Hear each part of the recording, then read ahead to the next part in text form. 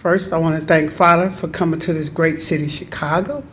I know we had rain for a couple of days, but it's still a great city. And for today and yesterday, it was wonderful outside, so I hope you enjoyed it.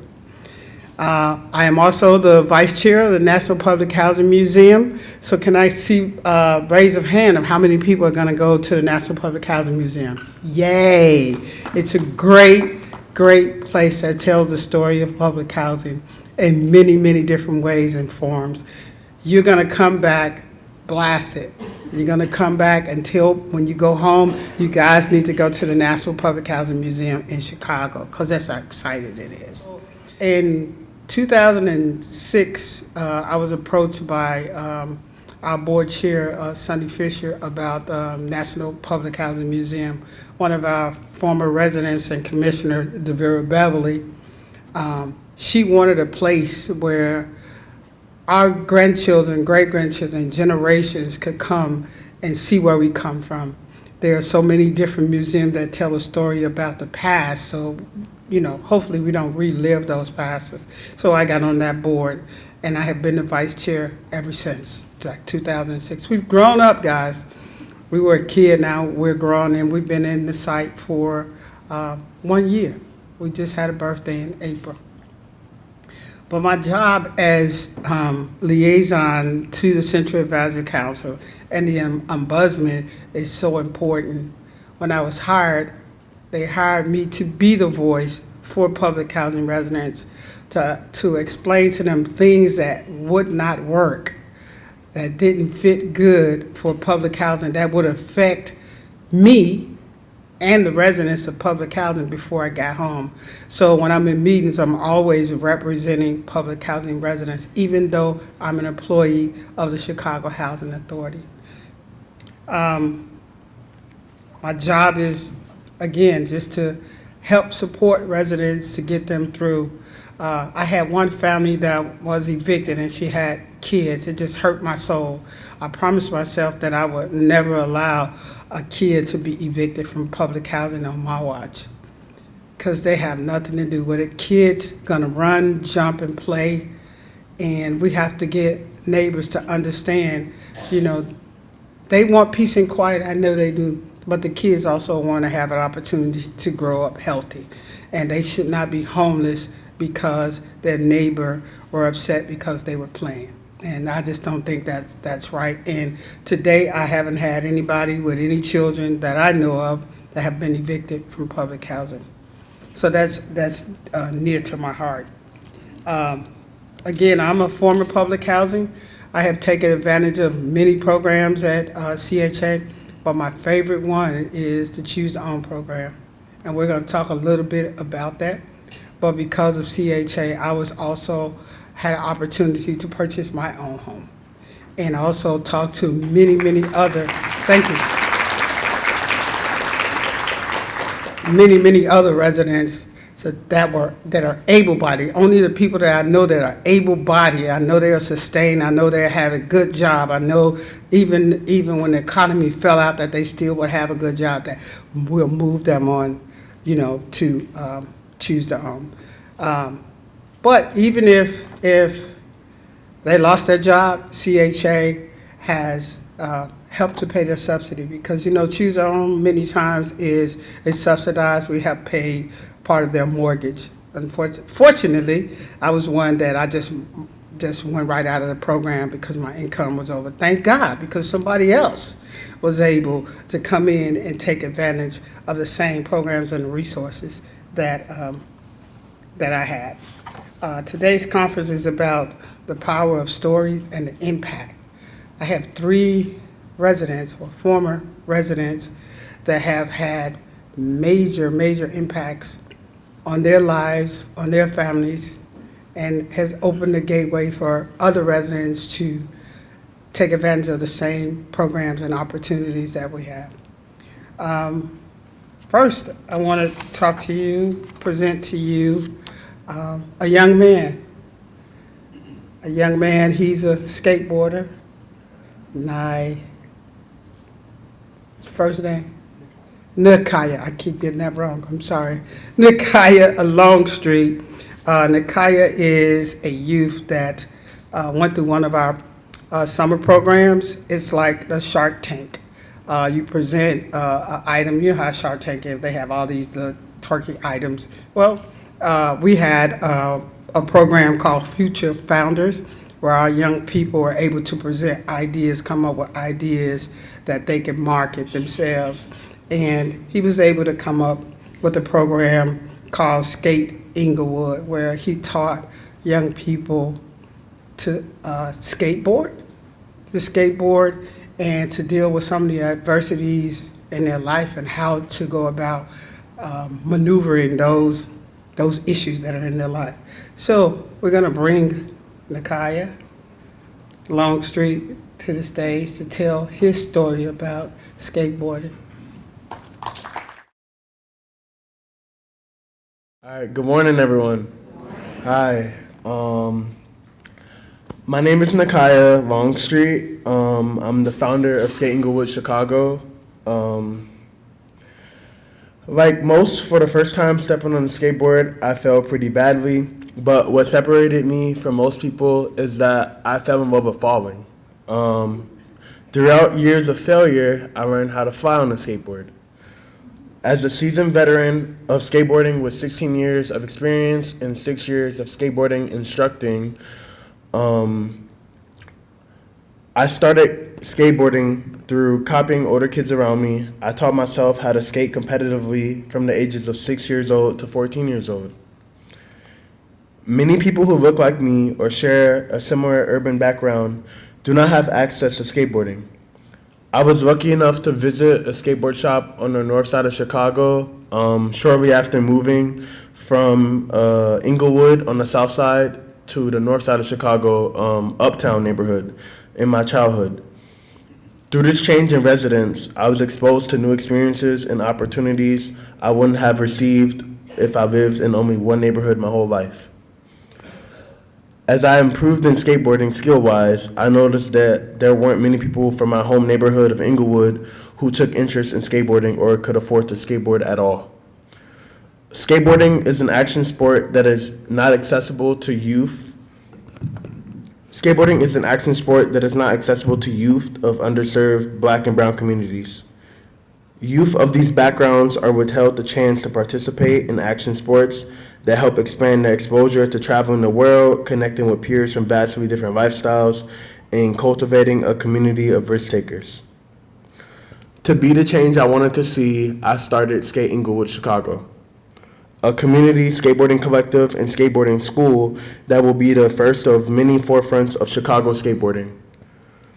With a lifelong initiative to create and nourish a DIY skate park in the Englewood neighborhood of Chicago on Chicago's south side, we provide skateboarding supplies, safety equipment, and skateboarding lessons to young people of the south and southwest sides of Chicago.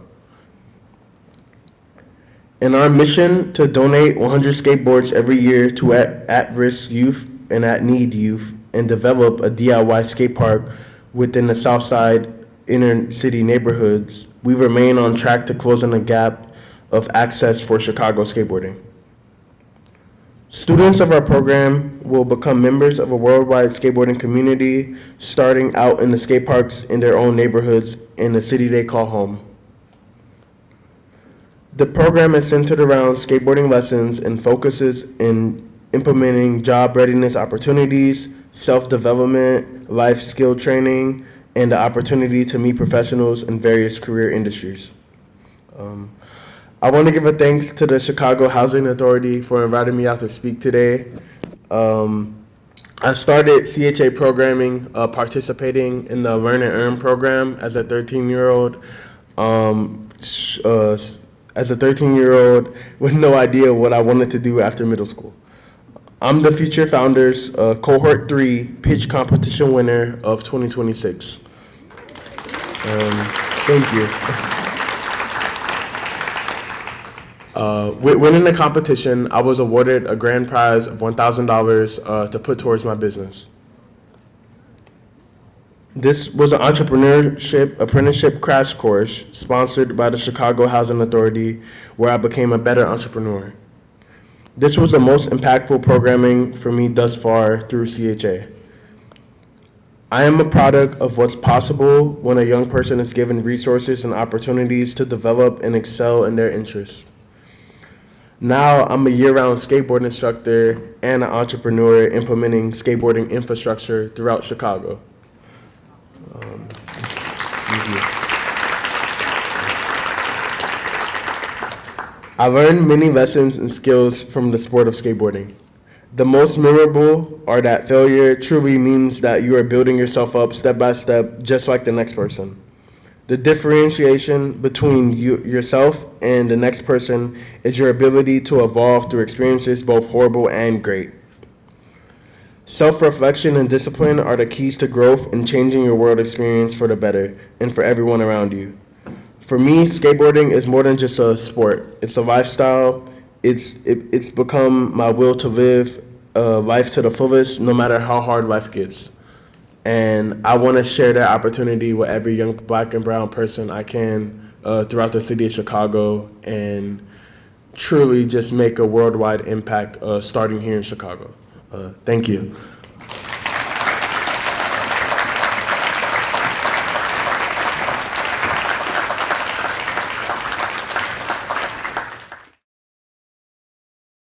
Happy Saturday.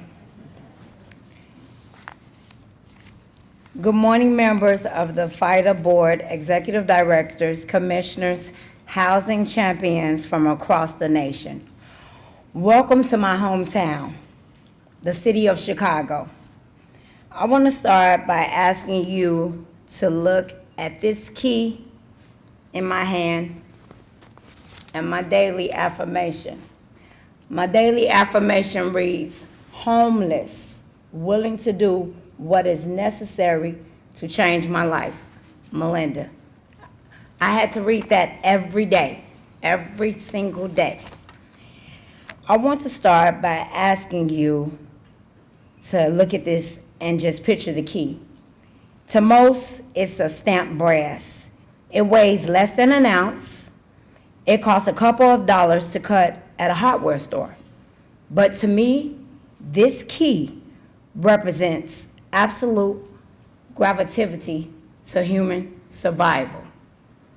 For a long time, the most defining number in my life was 0. It was the street address next to my name when my family was experiencing homelessness due to slumlord, flooding pipes. I watched the ceiling crash down. Everything in my house I lost as a voucher holder. My insurance company failed me. Every agency that I went to didn't have money because of a government shutdown. Then came in the Chicago Housing Authority, my guardian angels. I'm standing on this stage today as living proof of what happens when leaderships meet local innovation. I am the proud graduate of the Chicago Housing Authority Choose to Own Ownership program.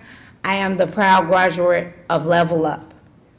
My path to this podium defied every single stereotype associated with public housing.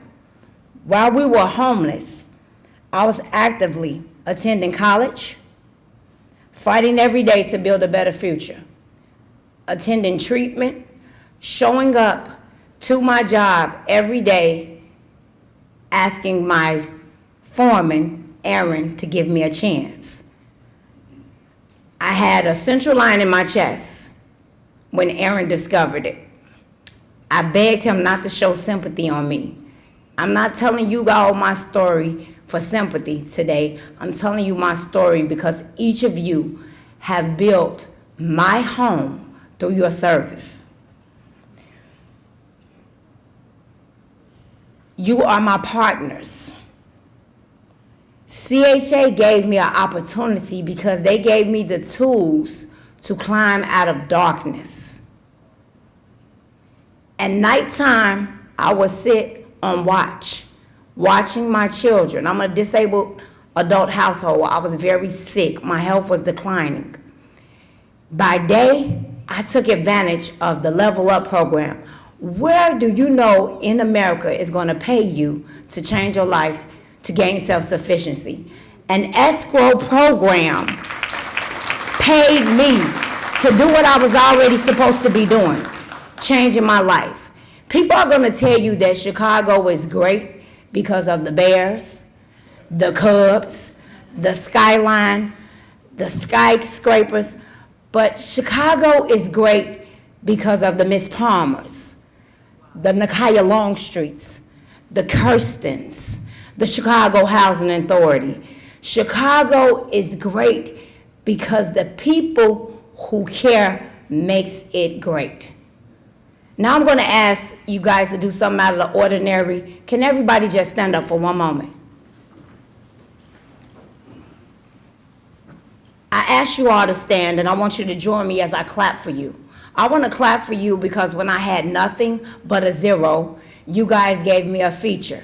Each clap is going to represent each agency, from the LevelUp program, from the Chicago Housing Authority, to the construction and trade, to my foreman, Aaron, to my family. My daughter was a posse scholar. She had a full ride. Donald Trump had given her the presidential award. She created a posse for her family to survive. She left her college campus to come and help her family and the Chicago Housing Authority to overcome. So as I began clapping, I'm clapping to applaud you, because every day you guys walk in offices and you change zeros like me into a legacy. You guys took my voucher and you gave me and my family not just paying a rent subsidy, you gave us generational wealth. This key represents every family around the world. I'm not just doing this for me. I'm doing this, and I did this for every voucher holder. So when I clap, I want you to clap for yourself, for every day you walked in the building, for every time you went to Congress, for every time you fought. I know your budgets are slim. You got to cut the fat. You can't put this money because you're busy trying to move money over here. Who do you give it to? But you are the champions of the world, and I'm going to start with this brief clap.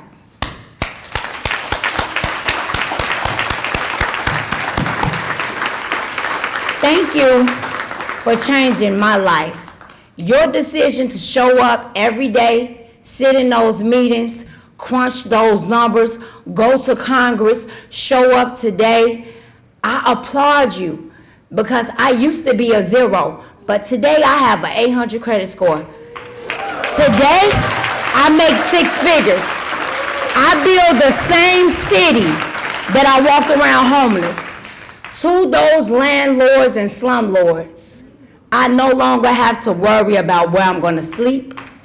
My daughter has 7 disabilities, including autism spectrum.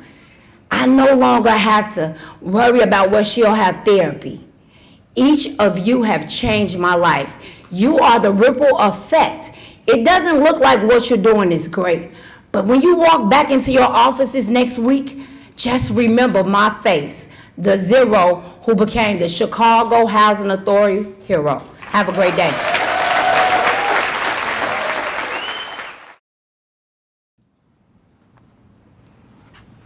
Good morning, everyone. I don't know how I can follow Miss Melinda, but I'm gonna try my best. To the commissioners, executive directors, housing leaders, and staff and sponsors, thank you for your commitment to serving families and communities. It is an honor to share my story with you today. First, I want to thank God for giving me the strength I needed and being my rock throughout my journey. What are the stones in your life? My name is Kirsten Williams. I was born and raised on the south side of Chicago, and I now serve as a school social worker, working with youth and adolescents, many of whom are walking through challenges I once faced myself. Growing up in Chicago, I faced many stones that tripped me and weighed me down. Back then, I didn't have much support or understanding of how to navigate them. I remember getting into fights throughout middle and high school, drinking, smoking, ditching class, being a hothead, and feeling trapped in family dysfunction, feeling hurt, unloved, angry, and bitter. All of this led to a juvenile record. Eventually, I dropped out of high school because I didn't feel supported, and watching my family struggle became my motivation. I decided I had to do something about it, and I thought to myself, no one is going to take care of me but me. So I enrolled in Atterbury Job Corps program in Edinburgh, Indiana, and I told myself, I'm not coming back to Chicago. I wanted to change my environment and leave the hurt behind. At Job Corps, I was still that typical teenager, loud, stubborn, and doing things my own way, until one day during a school-wide assembly, the principal called me out for my disrespectful behavior. He put me out of the program. And even though I was embarrassed, I was also grateful. I had earned my high school diploma and completed a culinary arts trade, but I didn't have it all figured out. I didn't know where I would live or how I would do it on my own. Still, I stayed in Indiana, and that decision shaped my life. That's where I found God, built a community, and finally felt what real, genuine love was. My perspective on life began to shift. Then came another stone, one that truly weighed me down. In 2016, I was diagnosed with an autoimmune condition and had to relocate back to Chicago. I was initially misdiagnosed before receiving the correct diagnosis and spent 3 months in the hospital, including rehab. I had to learn how to walk, talk, and write again. I went through chemo, strokes, seizures, brain infections, and multiple hospitalizations. I faced family hurt all over again and even homelessness. But through it all, I held on to my faith and my small support system. I had a community praying for me, and I learned that even when life tries to bury you under the weight of stones, faith can lift you back up. When I was homeless and living in a shelter, CHA came into my life. But this time I was ready. Through my faith in my community, I was equipped to face the stone of instability. CHA provided me with a voucher, a home, and the stability I needed to grow through invaluable opportunities. I took advantage of every program CHA had offered because I understood that those opportunities were creating pathways for me to overcome stones. What I didn't realize at the time was that CHA wasn't just helping me find housing, it was helping me rebuild my life. Stability gave me the opportunity to heal, to grow, and to focus on my future. Instead of worrying about where I would live, I was able to focus on education, professional development, and creating and achieving short and long-term goals. The stability became the foundation. I first interned in the Resident Services Department, where I gained professional exposure and skills that continue to shape my work ethic today, including adaptability, confidence, and professionalism. From there, I joined the LevelUp program, which equipped me with networking opportunities, career exploration, job readiness skills, and meaningful connections that helped shape my future. Participating in financial education workshops taught me about credit scores, buying a car, budgeting, money management, and saving. Those lessons allowed me to pay off debt, build financial stability, and plan for the future. Not only did I pay off debts and save money, but I also became a first-time homeowner and transitioned off the housing subsidy. Thank you.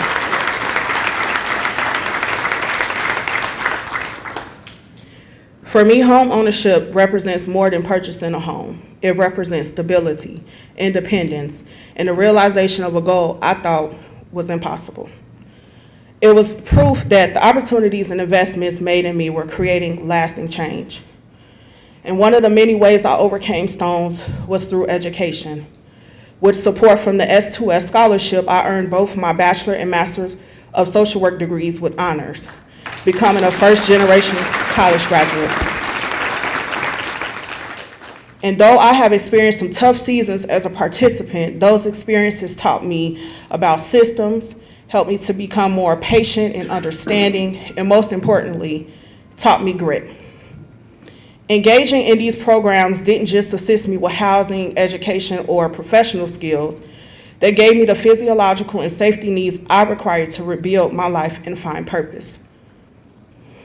The impact wasn't temporary. It transformed the trajectory of my life. As I look around this room today, I see leaders whose decisions impact thousands of individuals and families. Sometimes those decisions may feel like policies, programs, budgets, or strategic plans. But behind every number is a person with aspirations, potential, and a story still being written. I stand before you today not only as a former participant, but as an example of what becomes possible when people are given stability, opportunity, and support. My story is not just one of overcoming adversity, it is a story of impact. The advice I gave to LevelUp graduates was this: as we reach new milestones, the stones in our lives may feel heavier, sometimes unbearable. But I want you to ask yourself, are these stones meant to hurt you or build you? Sometimes we think we have to carry them on our backs all by ourselves, but we don't. We've already survived boulders and we'll survive again. These stones are not just obstacles, they are building blocks. With faith, with community, and with support, we don't just move stones, we crush them. So